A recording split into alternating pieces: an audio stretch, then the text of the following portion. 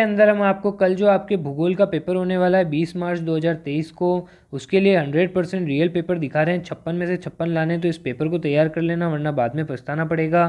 तो ये पेपर की तरफ चलते हैं सीधा, और इस पेपर को अच्छे से तैयार करना, बिल्कुल भी हल्के में मत लेना वरना बाद में पछताओगे।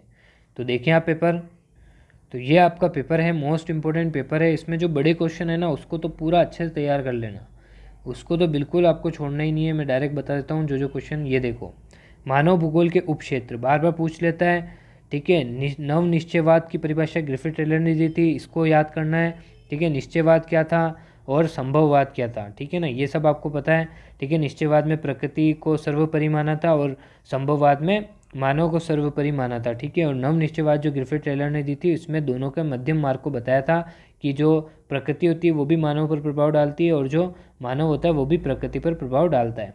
तो ये देख लेना। और देखो, आप प्राथमिक क्षेत्र के अंतर्गत कौन कौन से व्यवसाय आते हैं। प्राथमिक क्षेत्र के अंदर आप सबको पता है आखेट, पशुपालन, ठीक है, कृषि, ये सब प्राथमिक क्षेत्र है। द्वितीय क्षेत्र के अंदर विनिर्माण उद्योग ये आते हैं, ठीक है। तृतीय क्षेत्र के अंदर जिसको सेवा क्षेत्र भी कहा जाता है, और इसके अंदर शिक्षा, ठीक है, व्यवसाय और मतलब यानी व्यापार, ये सब आपके व्यवसाय इसके अंदर आते हैं, ठीक है ना। डॉक्टर का भी काम जो होता है वो भी तृतीय व्यवसाय में आता है, ठीक है, तृतीय क्रियाकलाप में आता है। तो ये आपको देखना है। कृषि पर आधारित 2 उद्योग के नाम आपको बताने हैं, तो ये देख लेना, ठीक है।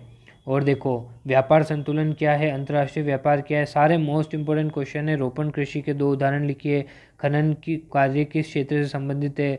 नगर के 2 प्रकार। ग्रामीण बस्ती के लोग का मुख्य व्यवसाय क्या है, तो प्राथमिक क्रियाकलाप है, ठीक है। तो इस टाइप के क्वेश्चन।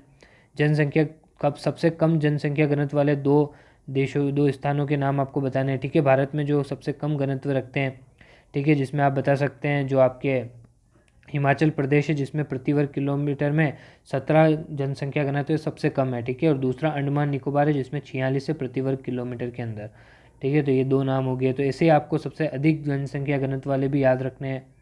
अप्रवास किसे कहते हैं, तो इसे भी आप देख लेना अच्छे से, ठीक है। मानव बस्ती किसे कहते हैं। शिक्षा नगर किसे कहा जाता है, ठीक है। वायु प्रदूषण से होने वाली 2 बीमारी आपको नाम लिखने हैं, ठीक है ना। और देखो, वायु प्रदूषण को रोकने के उपाय, ये ऐसे क्वेश्चन जो है ये आपके बार बार रिपीट होते हैं, तो इनको, ठीक है। ग्रामीण और जनसंख्या में अंतर बताना है, ठीक है। ग्रामीण नगर और नगरीय नगर के अंदर आपको, ग्रामीण और नगर के अंदर भी आपको अंतर बताना हो सकता है। प्रदूषण के प्रकार आपको बताने हैं, ठीक है। तो ये जो क्वेश्चन है ना, देश के आर्थिक विकास को जनसंख्या वृद्धि किस प्रकार प्रभावित करती है, तो ये जो क्वेश्चन होते हैं मोस्ट इंपॉर्टेंट क्वेश्चन है आपके एग्जाम के लिए। विनिर्माण उद्योग की 3 विशेषताएं बतानी है। अंतर्राष्ट्रीय व्यापार के कोई 3 आधार बताइए, ठीक है। प्रवास के कोई 3 परिणाम। भारतीय कृषि की 3 समस्याएं। नियोजन से हुए विकास। भारतीय कृषि के प्रकार। इंदिरा गांधी नहर के सतत पोषणीय विकास। तो ये जो प्रश्न है इनको अच्छे से तैयार करें तो मज़ा आ जाएगा आपके एग्ज़ाम के अंदर आपको। थैंक यू फॉर वॉचिंग, मिलते हैं नेक्स्ट वीडियो के अंदर।